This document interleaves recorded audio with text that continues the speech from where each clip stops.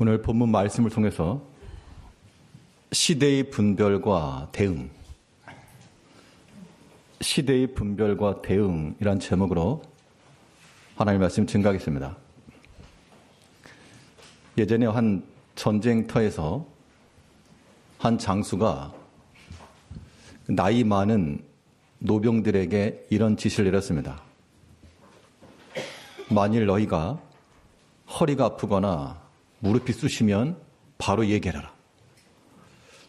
그랬더니 어느 날 장군님, 허리가 쑤시고 무릎이 쑤시는 걸 보니 그 다음에 말이 무엇이겠습니까? 이제 곧 비가 올 것 같습니다. 그 얘기죠. 그래서 수중전을 대비하고 싸웠다 뭐 그런 이야기인데요. 어떤 상황에 대한 분석 혹은 분별이라고 하는 것은 대응을 가능케 합니다. 우리가 이 시대를 분별해야 될 이유가 무엇인가 하면 이 시대를 우리가 알아야 우리가 어떻게 행할 것인지에 대한 대응을 할 수 있기 때문에 그렇습니다. 이 시대가 어떠한 시대이냐라고 하는 것에 대해서 오늘 본문에서 예수님께서 하신 말씀은 이 거룩의 상실의 시대가 된다. 예수님 때만이 아니고요. 지금도 마찬가지입니다. 거룩한 것이 경시 여김을 받고 또한 무시받으며 조롱받고 우리 믿는 자들조차도 이 거룩한 것에 관심을 두지 않고 오히려 부끄러워하며 감추기 급급하는 그런 시대가 됐다는 겁니다. 자, 이러한 시대를 우리가 깨닫고 이 거룩의 상실의 시대가 되었으니 이제 우리는 어떻게 대응할 것인가? 상실했으면 회복을 해야죠. 이 거룩의 상실을 거룩의 회복으로 바꾸어 가야 됩니다. 오늘 본문에 예수님께서 하시는 말씀이 이 거룩한 것의 15절을 보시면요. 멸망에 가증한 것이 거룩한 곳에 선 것을 보면 이 시대가 그런 시대가 되었는데 이제 우리가 이러한 세대 가운데서 예수님의 말씀은 이 거룩이 소멸된 시대를 그대로 잊지 말고 회복하라는 얘기인데 그러면 우리가 이러한 시대 가운데 거룩한 것이 조롱받고 멸시받는 이러한 때에 우리가 어떻게 다시금 살려낼 것인가? 무엇을 회복해 갈 것인가? 오늘 본 말씀을 통해서 살펴보도록 하겠습니다. 첫째로 이 시대 가운데 이 거룩을 회복하기 위해서 우리 무엇보다도 하나님 말씀에 대한 회복이 있어야 됩니다. 자, 말씀의 회복이라고 하는 것, 오늘 본문에 나오는 이 세 가지 키워드가 있는데요. 예수님께서 하신 말씀이 산으로, 또 지붕 위에, 또 밭에서, 이 세 가지 장소가 나오는데 이 세 가지 장소라고 하는 것이 실질적인 그 장소라기보다도 여기에는 함의된 뜻을 찾아야 됩니다. 자, 그 이유인즉슨 이 멸망에 가증한 것이 거룩한 것에 선 것을 보거든 한 다음에 괄호를 쳐놓고 읽는 자는 깨달을진저 이렇게 말씀을 했습니다. 자, 그 말인즉슨 이 마태복음을 기록했던 마태는 예수님께서 하신 그 말씀에 대해서 읽는 사람들이 이건 무슨 뜻인지 알지? 와 같은 함축되고 내포된 그러한 표현을 쓴 겁니다. 그래서 오늘 이 산, 지붕, 밭이라고 하는 것이 어떤 의미를 지니고 있는가를 살피면서 우리가 말씀을 확인해야 되는데요. 먼저 이 16절을 보게 되면 24장 16절입니다. 그때 유대에 있는 자들은 산으로 도망할지어다. 자, 산으로 가라라고 하는 말에서 이 제자들이 기억할 것, 제자들의 기억 속에서 산이라고 하는 것은 예수님과 함께 있었던 그런 시간들입니다. 예수님의 제자 가운데 베드로나 안드레나 이런 사람들의 직업이 무엇이었습니까? 어부들이었습니다. 그들의 생활 터전은 바다였어요. 그런데 그들에게 산으로 도망하라라고 하는 것은 이 산이 가지고 있는 바, 공동체적으로요. 마태복음 5장부터 나오는 이 산상수훈을 봐도 예수님께서 산을 오르사 제자들과 함께 앉으시고 그들에게 천국 복음을 가르치시고 또 예수님께서 앞으로 그리스도가 고난받고 자기 영광에 들어가게 되면 너희 가운데 무엇을 보내주시겠다 했습니까? 보혜사를 보내주겠다. 그 보혜사가 너희에게 와서 말씀을 생각나게 하리라. 그럼 이 제자들에게는 예수님께서 하셨던 말씀들이 기억나는 거, 이게 성령의 역사였고 이때에, 이 마지막 때에 너희가 힘써 행해야 될 일이 바로 그것이라 라고 교훈하시는 겁니다. 산으로 도망한다, 산으로 가는 것인데요. 이것을 우리가 예수님께서 앉아 계시고 제자들이 말씀을 듣던 그 현장이라고 한번 생각을 하시고 우리가 이 말씀의 회복을 위해서는요. 말씀에 접근성이 있어야 됩니다. 가까이 가셔야 돼요. 우리가 수동적으로 가만히 앉아가지고 다가오는 거 그거 말고 우리가 먼저 나서서 말씀을 향하여 나아가는 것, 이게 중요한 겁니다. 우리 신앙생활에 있어서 가장 기본이라고 할 수 있는 것 가운데 하나가 말씀인데 이 하나의 말씀을 우리가 대할 때요. 우리가 적극적으로 대하지 않으면 우리에게 양식이 될 수 없습니다. 하나의 말씀을 듣는 것은 그 무엇보다 귀하고 복되고 아름다운 것이라고 성경을 말하고 있습니다. 전도서 5장 1절에서는 가까이 하여 말씀을 듣는 것이 우매한 자들이 재물 드리는 것보다 나으니, 그러니까 하나님의 성전을 향해 나가는 겁니다. 지금 전도서 5장의 그 배경의 내용은 너희가 하나님의 집에 들어갈 때 너희 발을 삼가라 라고 하시면서 가까이 하여 말씀을 듣는 것이 재물보다 낫다. 그 당시 재물로 드렸던 것이 정결한 소, 또 양, 번제물이라면 그런 것들인데 이거는 가치가 있는 실물 값보다도 더 탁월한 것이 하나님의 말씀 듣는 것이라. 그 때문에 우리가 이 땅 가운데서요, 이 멸망에 가증한 것이 거룩한 곳에 서게 되는 이러한 때에 이러한 모든 어지러워진 질서를 회복하기 위해서 우리 모든 성도님들은 하나님의 말씀을 더욱 가까이 하고 그 말씀 가까이 갈 때 거기에서 회복함이 되는 겁니다. 뜨거운 열에 의해서 또 세균도 죽고 또 소독도 되고 정결하게 되는 것처럼 하나님의 말씀을 가까이 함 속에서 우리 영혼이 소생함을 얻고 또 깨끗해지고 바른 모습에 서 나갈 수가 있는 겁니다. 말씀을 가까이 하는 게 중요한데 어떻게 하는 게 가까이 하는 걸까? 말씀이 있는 곳은 항상 있는 겁니다. 하나님의 말씀이 나타나는 곳은 내가 열외되지 않겠다. 그 마음을 가지고 내가 양을 잡아드리거나 소를 잡아드리지는 못해도 하나님 말씀 듣는 것, 이거는 재물 드리는 것보다 낫다 그랬으니 웬만한 소 한 마리보다 양 한 마리보다 더 나은 것이라 생각을 하시고 그 말씀 듣는 것을 기뻐하시면서 또 힘을 쓰셔야 됩니다. 성경에 보면 하나님의 말씀은 양약과도 같다 그랬습니다. 양약이라고 하는 것은 좋은 약이라 그런 얘기인데요.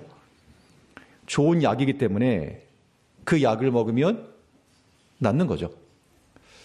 유행처럼 되고 있는 게 비타민 막 챙겨 먹는 거 아닙니까? 네. 그래서 우리가 우리 몸에 좋다 그러면 우리가 복용하고 또 챙겨 먹기도 하고요. 우리 영혼을 살리는, 육체와 영혼이 서로 분리되지 않았으므로 우리 영혼이 사는 것은 우리 육체에도 안전하고 유익한 겁니다. 그렇기 때문에 우리가 힘써 행할 것 가운데 가장 힘써야 될 것, 하나님의 말씀을 읽고 듣고 묵상함에 있습니다. 시편에도 보게 되면요, 어떤 사람이 복 있다 그랬습니까? 복 있는 사람은 돈 많은 사람이라 그렇게 성경은 말하지 않고요. 누가 복되냐? 여호와 율법을 사랑하고 또 주야로 묵상하는 자로다. 그 말씀을 묵상하면서 하나님의 뜻을 깨닫고 또 이 시점에 나를 향한 교훈을 듣고 그 말씀 의지에 순종하고 그 자체가 우리 가운데 이미 얻은 복이라는 얘기입니다. 이제 매 시간들마다 주의 이름으로 모이는 시간들마다 하나님의 말씀을 지극히 사모하시고 또 그 말씀을 들을 때마다 나에게 주시는 말씀을 받으셔야 돼요. 우리가 주일 와가지고 예배 드릴 때 정신이 지금 잘 가 있으면 안 됩니다. 하나님의 말씀에 집중하시고 예수님께서 제자들이 하신 말씀 나에게 하시는 말씀인 줄 알고 잘 들어라. 이제 장차 마지막 때가 되면 멸망에 가증한 것이 거룩한 것이 서게 된 것을 볼 것이라. 우리의 모든 거룩함의 삶을 무너뜨리고 회방하고 방해하는 것이 많을 것인데 그런데 너희는 어떻게 하라? 잘 지켜내라 그 얘기죠. 이 거룩한 것이 무너지지 않도록 지키고 회복하라. 그런 의미에서 너희가 산으로 도망하라 그 얘기인 겁니다. 안전하게 거기 가면 사니까 죽지 않으니까 산다 그런 의미는 절대 아닌 겁니다. 예수님께서 그의 제자들에게 하신 그때의 너희들은 산으로 도망하라. 예수님께서 말씀하시고 또 제자들이 깨닫는 바 주께서 주신 그 말씀을 기억하고 또 성령의 역사라고 하는 것은 하나님의 말씀을 기억해내는 데 있습니다. 보혜사가 너희 가운데 오시면 내가 너희에게 전한 말을 생각나게 하리라. 그러니까 우리 주중에 살아가시면서도 아무튼 하나님 말씀이 기억나셔야 되고 그 순간 그 장면에 하나의 떠오르는 말씀이 있어야 돼요. 그래야 사는 겁니다. 말씀의 회복이라고 하는 거 우리가 말씀을 향해 접근해 가야 되는 겁니다. 가만히 있지 마시고 나가셔야 돼요. 말씀을 향해서. 그 말씀이 나를 살린다. 내가 붙잡는 말씀 같지만 그 말씀이 나를 살리는 겁니다.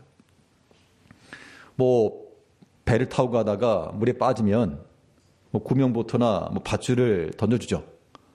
그래 우리가 그 구명조끼를 잡고 밧줄을 잡고 내가 잡고 있는 것 같지만 실상은 그 구명조끼와 밧줄이 나를 살려주는 겁니다. 하나님의 말씀은 이 세상 가운데 내 생명의 구명조끼와도 같고 내가 빠지지 않는 그러한 튼튼한 밧줄과도 같이 여기시고 그 놓지 마시고요. 힘써 잡으시고 그 말씀 가까이 나가야 되겠습니다. 가까이 하여 말씀을 듣는 것이 재물보다 낫다.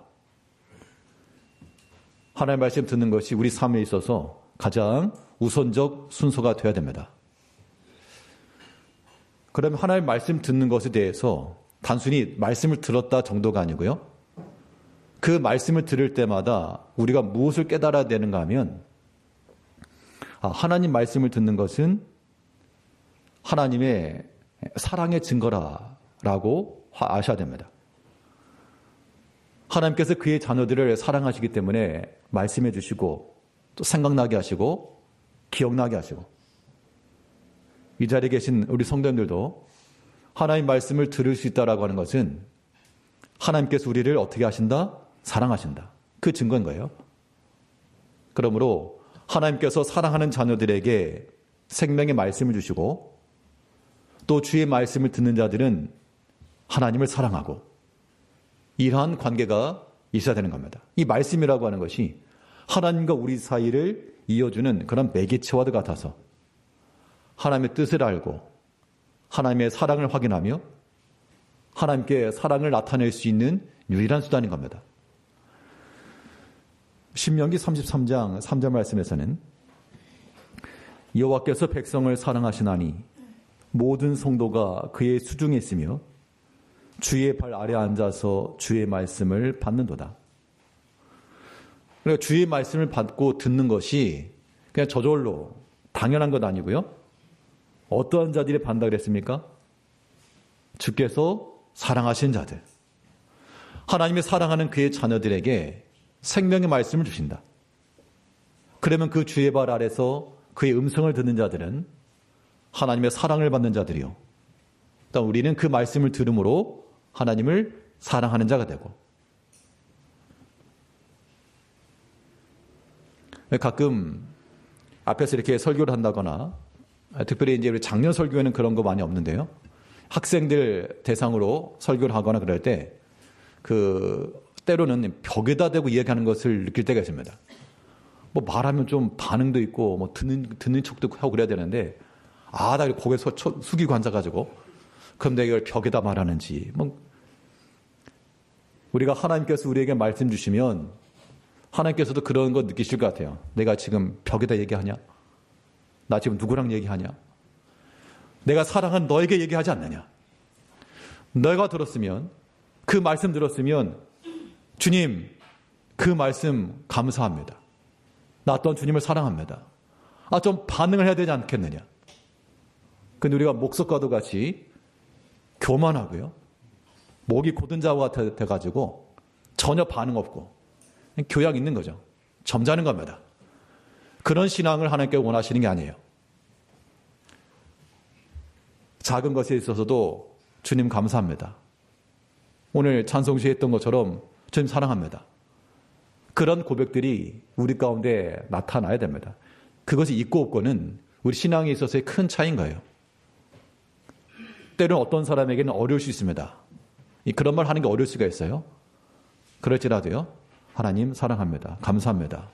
이런 것들을 우리가 하나님의 말씀을 들을 때마다 속으로라도 누구 들으라고 하는 거 아니니까 속으로 못할 게 어디 있습니까? 이 한마디 하고 안 하고 굉장히 큰 차이라고요. 일전에 한번 말씀드렸습니다만 제가 말하지 못했던 것 중 하나, 하나님 아버지란 말을 저 못했습니다. 하나님 아버지란 말을. 아버지란 말을 써본 적이 없으니까. 일찍 돌아가셔가지고. 하나님 아버지란 말을 제가 못했는데, 그런데 그 하나님 아버지란 말을 하고 난 전과 이후에 제 개인적인 신앙은 이건 너무 달라요. 우리의 신앙 고백이라고 하는 거, 하나님 앞에서 우리가 하나님 앞에 감사합니다. 그러니까 좋은 일이 있어서만 감사한 게 절대 아니잖아요. 하나님, 주님 사랑합니다. 이러한 믿음의 표현들, 하나님 말씀으로 회복한다는 게 바로 그런 거예요. 우리 시간에도 우리가 생명의 말씀 속에서 하나님께서 그의 사랑하는 백성들에게 말씀 주시고 또 그 백성들이 주의 말씀을 받는다 했으니 이 시간 이 자리에서 하나님의 말씀을 듣는 우리 모든 성도님들, 하나님 나를 사랑하시는구나 생각하시고 우리 또한 하나님을 사랑하는 마음으로 이러한 사랑의 증거를 나타내며 말씀의 회복을 통하여 이 거룩의 상실의 시대에 거룩함을 다시금 세워나가시는 우리 성도님들 다 되시길 바라겠습니다. 둘째로 이 거룩의 상실 시대에 우리가 무엇을 회복할 것인가? 둘째는 이 기도의 회복인 겁니다. 기도 회복이에요. 이 지붕으로 도망하라. 지붕에 있는 자는 내려가지 말라. 이 지붕이 의미하는 바, 이 지붕이 의미하는 바는 실제로 지붕에 간다 그래서 피할 수 있겠습니까? 산으로 도망가는 것은 그나마 좀 피하겠지만 지붕에 들어가 봐야 어디 못 피합니다. 숨을 수 있어도요. 여기서 말하는 지붕이라고 하는 것은 지금처럼 무슨 높은 고층의 빌딩이 아닐 거니까 단층의 옥상이 있는 그런 구조입니다. 평평한 구조인 거죠. 이 옥상에서 이제 보통 기도가 이루어졌습니다. 베드로도 옥상에 기도하러 올라갔다 그랬고요. 일단 17절을 보게 되면요. 이 기도를 회복하기 위해서 중요한 게 뭐냐면 기도할 시간을 내셔야 됩니다. 시간들.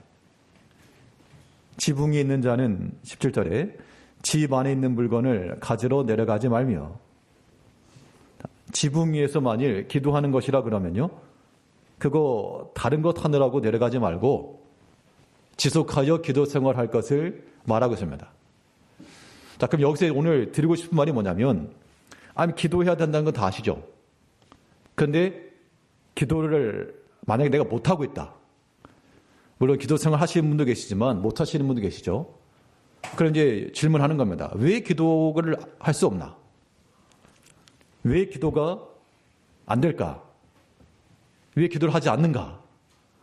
라고 하는 질문에 대해서 뭐라 답변을 하십니까? 답변들 하셔야 돼요. 이제 기도 생활 안 하신 분들은 왜 안 하는지 그 이유를 대셔야 돼요. 이유.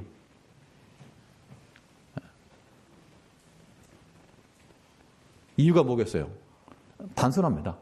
자, 기도하지 못한다라고 하는 것에 대해서 안 한다라고 하면 조금 너무 과하니까 안 하시고 싶으신 분도 없으시겠죠. 그냥 못한다로 하겠습니다. 그럼 기도를 못한다 그랬을 때 왜 못하냐? 반대로 그럼 기도를 하려면 어떻게 되냐? 답은 간단해서 저기 써 있잖아요. 기도할 시간이 없어요. 시간. 자, 여러분들 그 직장에서요. 일하시다가 언제 쉬시죠? 쉬는 시간에 쉬는 겁니다. 언제 점심 드시죠? 점심시간에 점심 드시는 거예요. 언제 집에 가시죠? 퇴근 시간 되면 집에 가는 겁니다. 하루를 살아가면서 쉬는 시간도 있고 점심시간도 있고 퇴근 시간도 있고 하다못해 핸드폰 하는 시간도 있고 유튜브 보면서 즐거운 시간도 있고 그런데 기도하는 시간이 없는 거예요. 기도의 시간이 없기 때문에 기도가 안 되는 거죠. 단순히 말하면. 그러면 회복하려면 어떻게 됩니까? 기도를 위한 시간이 있어요. 시간이. 기도를 위한 시간을 내는 것, 이것이 기도의 회복이요. 이 거룩함이 상실된 시대 가운데서 우리가 다른 외적인 상황 때문에 거룩의 회복 상실되었다가 아니라 우리 자신의 삶에서입니다. 자신의 삶에서. 믿는 주의 성도들마저도 이 기도하는 시간을 지켜내지 않으면 무엇을 가지고 우리 구별되다 말할 것인가? 거룩을 말할 수가 없어요. 우리 지붕에서 기도하는 것과 관련해서 이 베드로 사도가 보여준 하나의 이 기도 생활의 힌트가 하나 있는데요. 우리 사도행전 10장 9절 말씀을 보게 되면 이튿날 그들이 길을 가다가 그 성에 가까이 갔을 그때 베드로가 기도하려고 지붕에 올라가니 그 시각은 제 6시더라. 자, 여기서 포인트를 두 가지를 잡으면요. 하나는 목적입니다. 기도하려고. 그리고 또 하나는 시간이에요. 제 6시에. 그 시간이 정해진 시간이라는 겁니다. 뭐 하려고? 기도하려고. 예수님의 제자들이니까 저절로 기도했을까요? 그렇지 않아요. 교회 하루 종일 있으면 기도할 것 같아요? 절대 그렇지 않습니다. 기도하려고 해야지 기도하는 거예요. 그럼 바꿔 말해가지고 저는 시간이 없습니다. 일하느라고 바쁩니다. 그것도 말이 맞지 않는 게 시간이 많다고 해서 기도하는 게 아닌 것처럼 시간이 없다고 해서 못하는 것도 아닌 거예요. 사실은. 중요한 건 무엇입니까? 목적과 의지잖아요. 기도하려고 이 마음이 있는가 없는가가 중요한 겁니다. 이 마음을 지니고 있으면요. 우리가 시간을 정하면 되잖아요. 그래서 우리가 아침 시간에 정해서 특별히 기도하고 시간이 없다 그러면 아침에 너무 피곤합니다. 그럼 보통 출퇴근하실 때 그때 시간을 이용하시면 되죠. 우리가 절대 시간이 없어서 못하는 건 아닐 겁니다. 그렇게 말하는 사람들은 그건 거짓된 거예요. 내가 하나 앞에 기도할 의지가 있는가? 기도에 대한 그런 사모함이 있는가? 그것이 중요한 겁니다. 우리의 삶 가운데요. 이 기도의 회복이 되기 위해서는 무엇을 확보해야 됩니까? 기도할 시간이요. 시간. 시간 좀 내십시오. 시간 좀. 한두 시간 내라는 거 아니잖아요.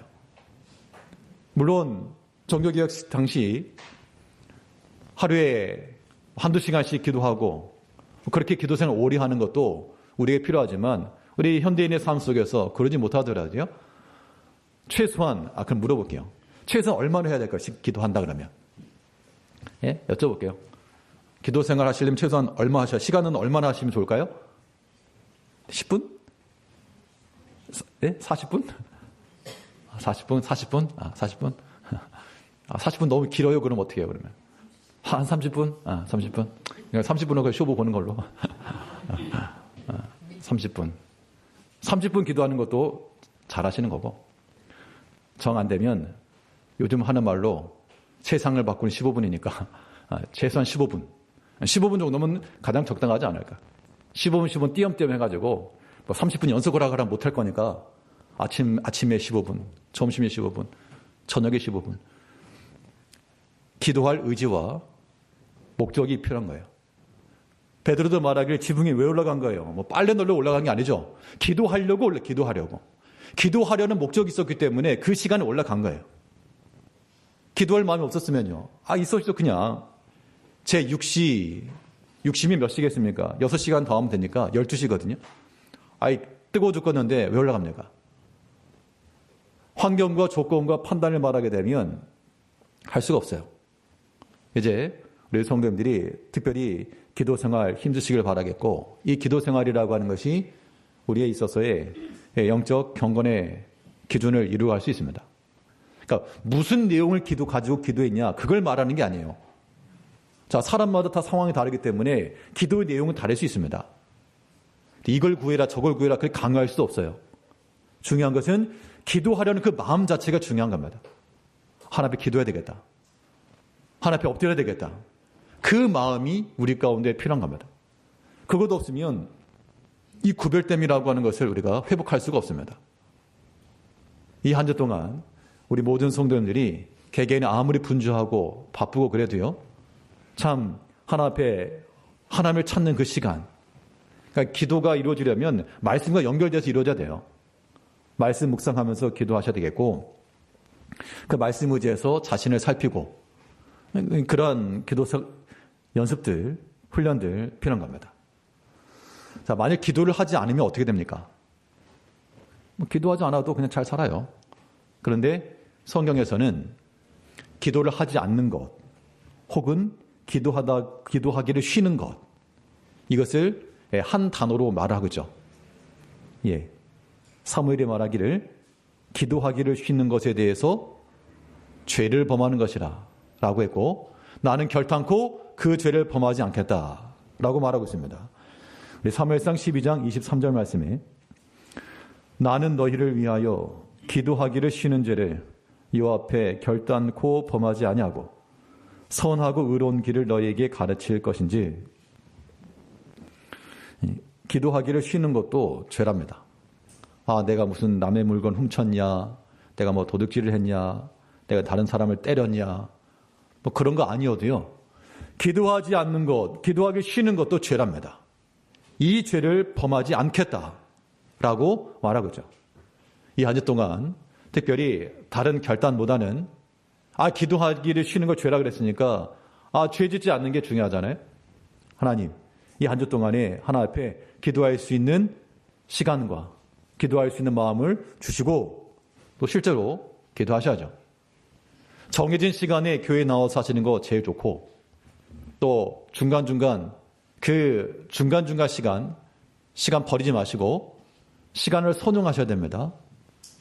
예수님께서 배 타고 건너가실 때 배 안에서는 특별히 사람들 만나지도 않고 하시기 때문에 배 안에서 뭐 하셨다 그랬습니까? 배 타고 지나가시면서 성경에 보게 되면 굳이 그걸 기록하고 있어요. 배 타고 지나가실 때 주무시고, 어떻게 보면 예수님의 시간의 선용이죠. 성도님께서 뭐 출퇴근하실 때, 이동하실 때 다른 거 하지 마시고 조용히 마음 기도하시면서 묵상하시면서 그런 마음을 가지고 나가는 것, 그것이 우리 영혼의 회복이요, 거룩한 것, 구별된 삶을 살아가는 길이 되는 겁니다. 기도하기를 쉬는 죄 결단코 범하지 아니하고, 기도하지 못하는 것, 이것도 회개 대상인 줄 알고요, 하나님 앞에서 우리의 짧은 시간이라도 반드시 기도할 목적을 가지시고. 근데 가장 중요한 거는 아무튼 예배당으로 오는 게 제일 중요해요. 아침이 못하면 저녁이라도, 저녁은 좀 여유 있으니까 일 끝나고 돌아가시면서 교회 예배당에 들려서 기도하고 가시고, 하나님께서 그러한 마음들 굉장히 기뻐하실 겁니다. 그러한 간구와 그 마음의 소원들 하나님께서 들으실 거예요. 오전에 그 청년 교사들에게 그런 얘기를 해줬습니다. 그래, 청년들이 있어가지고 우리 여러분 청년들 때 그런 기도하는 거 필요하다. 특별히 하루 일과 마치고 들어갈 때 교회 들려서 기도하고 가라. 그러면 시간이 지나고서 하나님께서 어떻게 역사하셨는지, 그 기도 어떻게 응답하시는지 알게 될 거라. 이것은 뭐 우리 청년 세대들만 아니라 우리 모든 성도님들도 힘써서 시간을 내셔서 기도하기를 힘쓰므로 기도의 회복을 우리가 이뤄가야 되겠고요. 오늘 본문의 또 하나는 이 밭에 관한 부분인데, 이 밭에 있는 자들은 겉옷을 가지러 돌이키지 말라. 이 말은 밭에서 하는 게 뭡니까? 일이죠. 즉 우리에게 맡겨진 사명의 회복이 있어야 될 것을 말하고 있습니다. 자, 이 사명이 회복되기 위해서는 우리에게 맡겨진 그 일들을 우리가 귀하게 여기셔야 됩니다. 본문 18절에서는 밭에 있는 자는 겉옷을 가지러 뒤로 돌이키지 말지어다. 자, 처음에 산이라고 하는 것이 도망친다 그러면 얼마나 도망칠 것이며, 지붕은 그나마 숨기라도 하겠지만 밭은 다 오픈되어 있죠. 그것 때문에 실질적으로 밭으로 도망하고 그런 건 아닐 겁니다. 이 밭이라고 하는 곳에서 일하는 거니까 일하다가 돌이키지 말아라.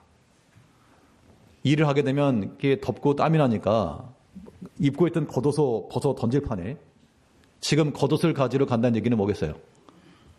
지금 일 안 하고 있든지 그런 겁니다. 특히 밭에서 돌이키지 말라고 했으니 우리에게 맡겨진 그 일들에 대해서 우리가 힘써 끝까지 이 거룩한 일들을 이루어 가야 됩니다. 그게 회복되는 길이에요. 그럼 이 성도님들도 각자 위치에서 맡은 일들이 있으시죠? 이 일을 하다가, 이 사명을 감당하다가 돌이키지 않고 끝까지 잘 감당하는 방법, 끝까지 잘 감당하시려면 우리에게 주어진 그 일들을 어떻게 여기시라? 귀하게 크게 여겨라. 큰 일로 여겨야지만, 이거 중요한 일로 여겨야지만, 이거 웬만한 그런 회방이 있고 방위 요소가 있어도 이겨내고 나가는 겁니다. 근데 그 일의 가치, 중요도를 낮게 여기면 얼마든지 포기하는 거예요. 얼마든지 내려놓는 것이고, 하다가 딴 일 하러 가는 것이고, 겉옷가지로 돌아가는 것이고, 우리가 믿음 안에서 주를 위해 힘써 수고하게 되면 하나님께서 분명 그 모든 믿음의 수고에 대한 선한 응답을 주시게 분명합니다. 왜 느헤미야에서 살펴봤지만 느헤미야가 성벽을 재건함에 있어서 주변에서 시기하는 사람이 있었습니다. 느헤미야를 해치려고 어떤 계략을 꾸몄는가 하니 편지를 보내가지고 좀 잠깐 내려와서 우리 얘기 좀 하자. 그때 이 느헤미야가 나를 대적하는 사람들인데 가서 말 좀 잘해가지고 해방하지 말라고 할까? 그 인간적 관점을 가지고 타협하려고 그랬다 그러면 아마 중단하고 내려갔을 겁니다. 느헤미야가 내려가지 않았거든요. 왜 내려가지 않았는가? 그 사람들이 날 죽일 거다라고 하는 것을 내가 다 알고 안 내려간 게 아니고 결론적으로 그렇게 됐지만 그가 내려가지 않은 이유가 있어요. 그 이유가 뭐냐? 지금 성벽 재건하는 이 일을 어떤 일로 여겼는가 하면 큰 일로. 크고 중요한 일로 여기기 때문에 이거 지금 시급하고 중요하기 때문에 나 못 간다. 지금 내가 다른 데 갈 여리가 없다. 그 마음을 가지고 간 거예요. 그래서 산 겁니다. 느헤미야 6장 3절 말씀을 보게 되면 내가 이제 큰 역사를 하니 내려가지 못하겠노라. 어찌 역사를 중지하게 하고 너희에게로 내려가겠느냐 하매. 이 믿음 때문에 그가 산 겁니다. 안 그러고 내려갔으면 그를 해하려고 하는 사람들에 의해서 죽임을 당했을지도 몰라요. 근데 지금 이 성벽 재건이라고 하는, 물론 조롱하는 사람들이 말할 때는 그 여호가가 물러가도 무너지겠다, 그렇게 조롱하고 멸시하던 것이었지만 다른 사람들 눈에는, 솔로몬 성전을 보았던 사람들 눈에는 하찮게 여겨졌지만 이거 중요한 일이라, 이거 큰 일이라, 그 마음을 가지고 그 일에 힘쓰니까 하나님께서 그를 살게 하신 겁니다. 우리 각자 자리에서요, 작은 날이 일이라고 멸시하지 마십시오. 그거 큰 일인 줄 아셔야 됩니다. 큰 일인 거예요. 하나님의 성전을 돌아보고 또 성막을 위해서 봉사하는 일들 가운데 어떤 한 무리들은 아론 대제사장들의 일을 탐냈습니다. 그런데 하나님께서 모세를 통해서 하신 말씀이, 내가 너희에게 성전 하나님의 이 성막 봉사하는 일 하는 거, 그게 어찌 작은 일이냐, 너희가 어찌하여 제사장을 구하느냐 책망하셨거든요. 그래서 하나님께서 우리에게 맡기신 그 일에 힘을 쓰셔야 됩니다. 이 사명이 우리 가운데 회복되기 위해서는 우리에게 맡겨진 그 일들을 힘쓰고 또 마음을 두시고, 항상 내가 하는 그 일들 어떻게 하면 좀 더 잘할 수 있을까, 어떻게 하면 더 유익할까, 이런 마음과 생각을 계속 쓰는 게 중요한 겁니다. 마음이 가면 행동도 따라가게 돼 있어요. 사명을 이루는 일에 있어서도 단순히 내가 뭐 한다 이런 것보다도 이것을 통해서 또한 다른 형제들의 유익함이 있고 나의 섬김을 통해서 다른 사람들의 유익함이 있다 그러면 그 자체로 복인 거죠. 보람된 겁니다. 그런 깨달음 속에서 우리가 이 맡겨진 일들에 대해서 힘을 써야 돼요. 나의 수고가 다른 누군가에게 유익함이 있다라고 하는 거 깨닫는 거 중요합니다. 그래야 기쁨과 감사함으로 일할 수가 있어요. 지난 목요일 성경 공부 시간에도 얼핏 말씀을 드렸었는데 제가 그 달팽이 키운다는 얘기 했습니까? 달팽이 키운다고. 달팽이 키웁니다. 동물을 키우거나 식물을 재배하는 것은 저의 취미에 맞지 않는데 그래서 우리 목양실에 권사님이 화분 갖다 놓으면 다 죽여서 내보내고 그런데 달팽이를 어떻게 키우게 되냐? 김치 담그려고 열무를 사왔는데 열무에 달팽이 하나 붙어 있어가지고 너는 내 운명 하면서 이거를 키웠습니다. 곤충 채집하는데 같이 집어넣어놓고 경험이 없으니까 던져놓고 있었어요. 죽었습니다. 관리가 안 돼가지고. 그런데 얼마 있다가 또 사모가 김치 속에서 만들려 하다가 달팽이 3마리가 나왔습니다. 크지 않아요. 조금 요만한 거예요. 요만한 거. 제일 큰 게 손톱만한 거고 중간 제일 작은 아주 조그만 겁니다. 그 3마리 가지고 제가 이름을 붙였죠. 섬팽이, 진팽이, 국팽이라고. 그런데 이제 그 조그마니까 신경 안 쓰고 있다가 하루 이제 한 사람이 제가 달팽이 좋아하는 줄 알고 이마트 갔다 오더니 5,000원을 주고 이따만을 사온 겁니다. 그래서 그걸 집어넣었는데 크니까 얘가 이제 먹이를 잘 먹는 거예요. 그러니까 그 다음부터 신경 쓰입니다. 신경 써가지고 사과를 깎아도 껍질 좀 달라. 상추 하나만 좀 달라. 그랬더니 당신이 이렇게 자상한 사람이냐고 그러면서 그냥 아무튼 갖다 놓고 보면 그 다음날 와보면 갉아먹고 있고 또 갉아먹고 있고 내가 챙겨준 것을 먹는다라고 하는 굉장히 감동적이었습니다. 저에게는. 꽤 감동적이더라고요. 잘 먹네. 그렇다고 선팽이 진팽이들이 알까요? 제가 주는 걸 모르죠. 모르는데 내가 챙겨주는 것을 먹고 이렇게 성장하고 있다는 거. 조그만 애들도 큰 애가 먹으니까 같이 먹는지 크더라고요. 그 보는 즐거움이 꽤 쏠쏠합니다. 우리가 우리의 수고와 우리 헌신이 그 자체만 놓고 보면 힘든 거죠. 다른 사람 편한데 왜 나만 고생하냐. 근데 그런 마인드를 가지고서는 사명에 이룰 수가 없습니다. 한 사람의 수고가, 나의 수고가 비록 다른 사람이 알아주지 못할지라도 우리 주님 다 아실 거니까요. 이 믿음의 수고가 다른 누군가에게, 다른 우리 믿음의 형제들에게 유익함과 도움이 된다 그러면 힘써 행하라. 그래서 오전에 그 교사들에게도 그런 마음을 가지고 여러분들의 믿음의 수고가 우리 학생들에게 신앙 유익이 된다 그러면 그 복된 거 아니냐, 보람된 거 아니냐. 이 자리에 계신 성도님들도 여러분들이 각자 맡은 그 사명을 가지고 감당해 나갈 때 우리 뭐 식당에서 봉사라든지 예배를 위해서 봉사하든지 뭐 안내로 봉사하든지 그런 모든 믿음의 수고들이 다른 누군가에게 큰 의미가 될 수 있다는 겁니다. 안내 서는 것도 마찬가지입니다. 우리 안내하게 되면 그 이계훈 권사님 생각나는데 이계훈 권사님 태어나셔가지고 약물 지금 치료 중에 있다 합니다. 아무튼 안내 설 때 그 안내 서면서 따뜻하게 맞아준 것 때문에 교회에 와서 등록하신 분도 있다는 얘기 들었어요. 네. 작은 일이라고 멸시하지 마시고 나의 한 사람의 수고가 또 누군가에게 선한 영향을 미칠 수 있다. 나의 수고를 통해서 그런 마음을 가지고 우리는 이 믿음의 일을 감당해 나가는 겁니다. 근데 중요한 거는요. 이 사명이라고 하는 거는 필요한 것에 쓰임 받는 거예요. 필요한 것에. 내가 하고 싶은 일을 하는 게 절대 아닌 거예요. 교회도 마찬가지입니다. 내가 하고 싶은 일을 하는 게 아니고 필요한 곳에 쓰임 받는 거예요. 그래서 만일 또 어떤 일에 있어서 이러이러한 일이 필요하니 일에 함께 동참해 주십시오. 그러면 누구라도 이해하고 순종할 수 있어야 됩니다.